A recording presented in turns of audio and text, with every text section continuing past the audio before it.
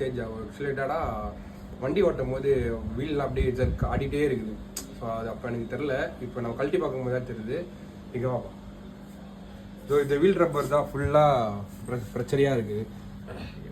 இந்த wheel rubber தான் ஃபுல்லாக பிரச்சனையாக இருக்குது. அதோ இதுதான் அது. ஸோ இது நீங்கள் கண்டிப்பாக மாற்றணும். ஒரிஜினல் மட்டும் தான் போடணும். இது டூப்ளிகேட் போடாதீங்க. ஒரு ஓஜி யூஸ் பண்ணிக்கோங்க.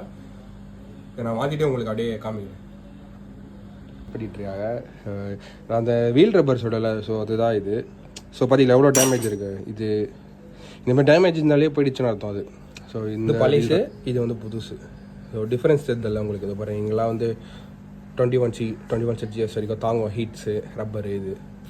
இது R8 வந்து அது பார்ட் நம்பர் வருங்க. ஸோ அதான் இதுதான் இங்கே பார்ட் நம்பரு.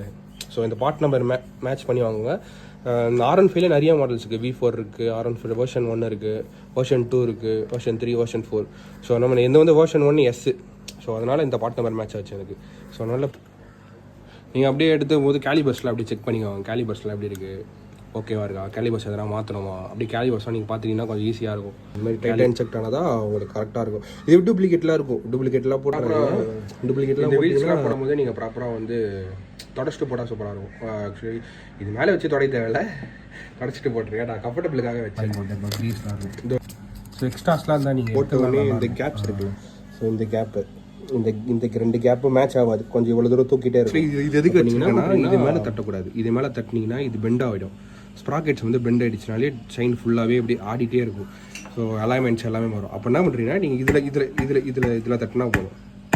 இதை வச்சுட்டு அங்கங்கே ஒரு 4 சைடு ஃபுல் ஃபோர்ஸ் அடி தேவை. லைட்டாக அது உங்களுக்கு தெரியும். அந்த கேப் ஃபுல்லாக க்ளோஸ் ஆகிடும். அந்த கீழே அந்த கேப் இருக்குல்ல, அது க்ளோஸ் ஆகிடும். அதனால் இதிலே வச்சு தட்டுங்க. 1 2 3 4 சைடையுமே நீங்கள் ஈக்குவலாக மெஷர் பண்ணி தட்டிட்டீங்கன்னா கரெக்டாக விட்டு இது இந்த மேட்ச் ஒன்று இருக்குது. ஃபுல்லாக மேட்ச் வந்ததுன்னா இந்த இடத்துல இருந்து தான். ஸோ நீங்கள் ஸ்டேஜ் போடும்போது இதை வச்சு அப்படியே ரப் பண்ணி எடுத்துருக்கேன். ரப் பண்ணி எடுத்துட்டிங்கன்னா உங்களுக்கு R15 எல்லா பைக்குமே தான் R15 இல்லை. அதில் என்ன பண்ணுறது, அந்த WD-40 யூஸ் பண்ணிக்குவாங்க. ரெஸ்ட்டுக்கு யூஸ் பண்ணிட்டு இங்கே மட்டும் கரெக்டாக இங்கே ரொம்ப அடிக்கூடாது, உள்ளே போகிற இது WD வச்சுட்டு கீப் பண்ணுது. இதுமாரி மேலே வச்சு அது ஸ்வைப்பு.